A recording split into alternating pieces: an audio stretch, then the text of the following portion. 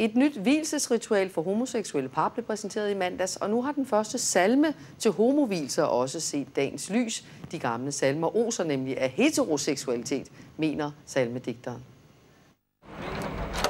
Når kirken på fredag åbner op for vielser af bøsser og lesbiske par, kan turen op ad kirkegulvet blive ledsaget af disse nye toner. Du er den, jeg elsker. Giv mig dit ja med englebud.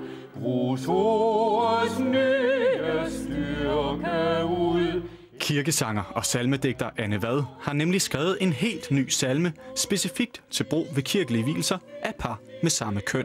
Jeg synes, det var vigtigt at slå fast, at for Gud er alle lige, og at det er en soleklar ting, at homoseksuelle skal have den ret til at blive gift i en kirke. Giv os mod og søjle tro. Den nye salme handler om evig kærlighed og er helt igennem kønsneutral. Vil vælte os, godt vi er to.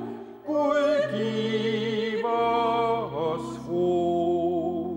Hvad er der i vejen med alle de gamle salmer, der er blevet sunget så mange gange?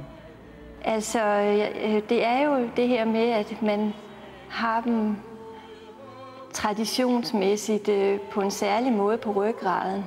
Altså, nu taler vi bryllupssalmerne.